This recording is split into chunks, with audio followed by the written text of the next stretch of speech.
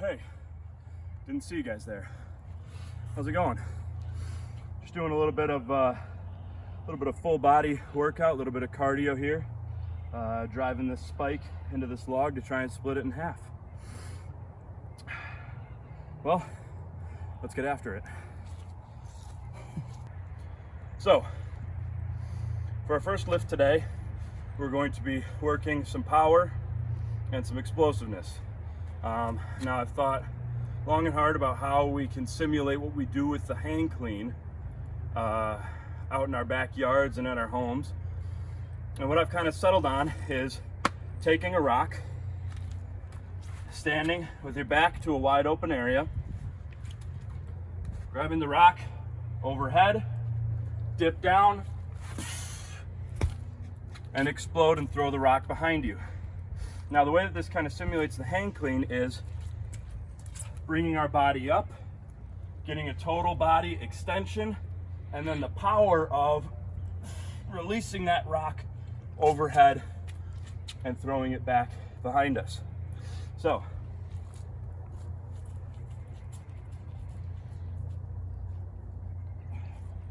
one more time, just to demonstrate really quick. I've got my rock. I've got it over my head. So I'm loading. I'm gonna gather, and I'm gonna explode. I'm gonna throw the rock over my head behind me.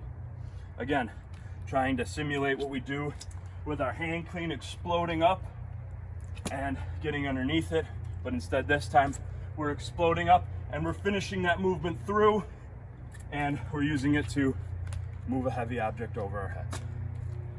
After we've thrown our rock overhead to simulate our clean complex, we're gonna do a little bit of at-home plyometrics. Now I've got a milk crate here. If you've got a type of bench that's really sturdy, you can use that as well. But for our purposes here, I'm just gonna demonstrate a couple of things with a milk crate.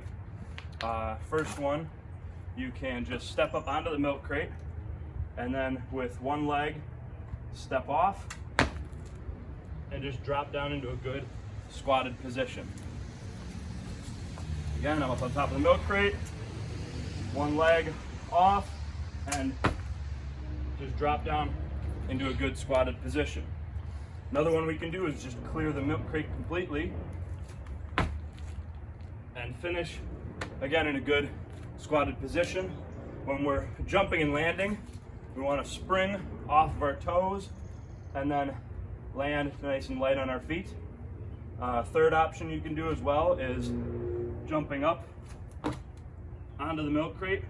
Again, trying to land very gently, very soft on your feet so that you're not bumping the milk crate around and you're not risking injuring yourself by falling off of the milk crate.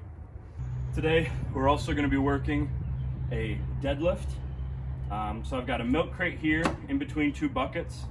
The milk crate is there because if I've just got the buckets here by themselves, they're a little bit too high for me to get any kind of real deadlifting work done.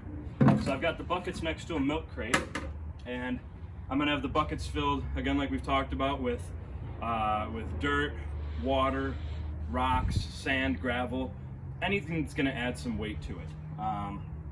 So I'm gonna stand up on top of the milk crate.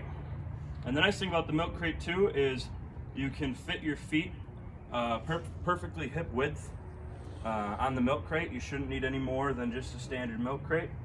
I'm gonna squat down. I'm gonna grab the handles of the buckets, get into a good squatted deadlift position, drive through my heels, and stand up and lock out at the top. Now notice my shoulders aren't caved in. I stand nice and tall with my shoulders pulled back, squat back down, lower the milk crates and touch them to the ground, and then stand back up. Again, shoulders pulled back, hips are pushed through, standing nice and tall at the top. So that's a nice little at-home deadlift variation. Superset with our deadlift today, we're going to be doing some back extensions off the floor. You can do these inside or outside. It's a little bit wet outside today, and I think it will be for the next couple of days. So feel free to hop back and forth inside and outside doing this. I've got a nice dry patch here under my porch. So I'm gonna lay down on the ground. My toes are gonna be pressed into the ground. I'm gonna have my hands on the floor in front of my forehead, resting my forehead on my hands. I'm gonna tighten my core and extend up, pause, and hold for 5 seconds, and then nice and slow, 3-second count on the way back down. So that's 5 seconds on the way up, nice pause, or 2 seconds on the way up, 5-second pause at the top, 3 seconds on the way back down. So on the way up, holding for 1 1,000, 2 1,000, 3 1,000, 4 1,000, 5 1,000, and nice and slow, 3 count on the way back down. You're going to do that for 4 sets of 10 reps. And again, I didn't mention sets and reps for the first couple of exercises. Those are all going to be down in the description, like usual. So again, we're going to be doing a deadlift with some buckets and a milk crate, paired with the back extension on the floor.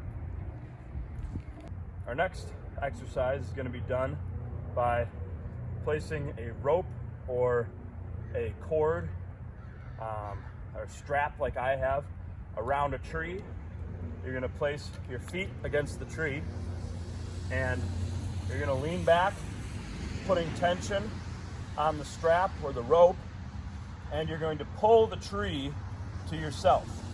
So I'm not pulling myself up to the tree because that's too easy and that doesn't allow us any tension on our muscles. Instead, I'm going to be laying back and I'm going to be trying to pull this tree towards me, and I'm slowly going to end up pulling myself up to the tree and then letting myself back down. Now, if you're doing this properly, you're going to feel a tremendous amount of stress on your lats, your back, your triceps, and your shoulders. Make it difficult for yourself. Make yourself work at this. The thing I like about an exercise like this is, you know, it's 100% up to you what you're going to get out of it. I could sit here and go like this a bunch and not get anything out of this, or I could really pull against this tree and really make myself work to pull myself up. And you can see how strenuous that actually is. So, again, strap rope around a tree, lean back, feet against the tree, drive your feet into that tree as you're pulling that rope back towards yourself. Think of it as you're trying to pull that tree towards you.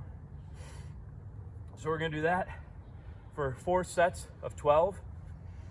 I'm going to have a tempo of 5 to 8 seconds. Your choice, 5 to 8 seconds. Pulling myself towards that tree. Pause and hold with 100% tension on your arms, the strap, and the tree. Pause and hold for 3 seconds. And then nice and slow, 5 seconds, easing yourself back down out of it.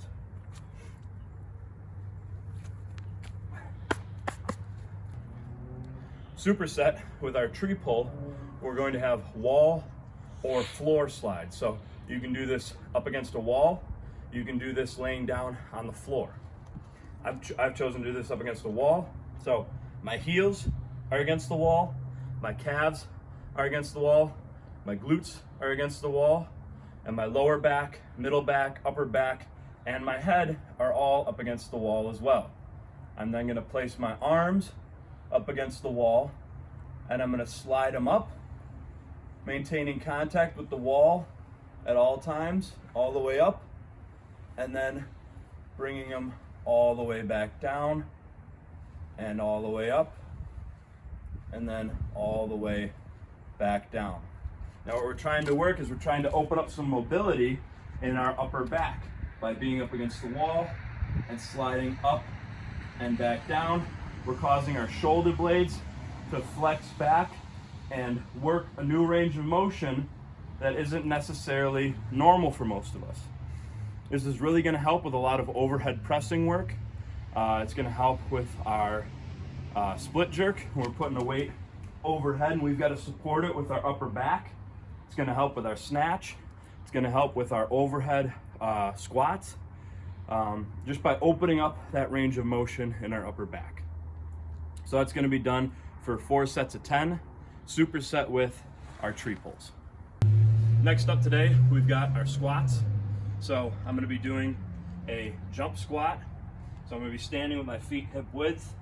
I'm just going to drop into a squat and then I'm going to explode out. I'm going to drop and explode.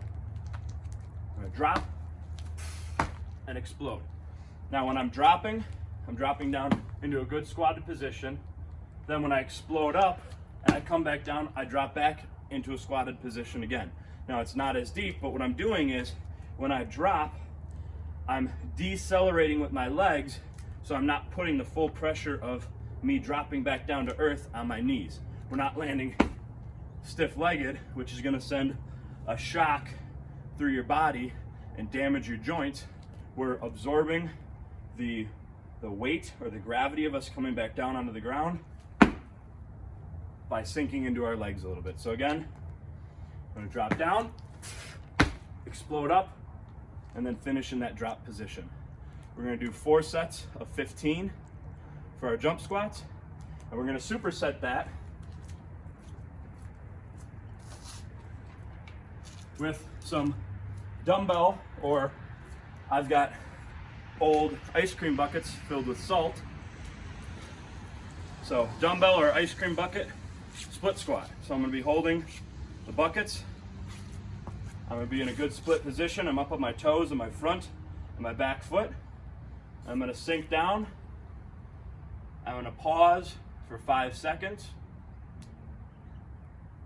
And then I'm going to come back up, pause for a second, and then drop back down for 5 seconds, trying to keep my shoulders back, not letting them arch forward. Stay in a nice upright position and back up. So that is going to be 4 sets of 8 each leg. And again, that's superset with our 4 sets of 15 jump squats.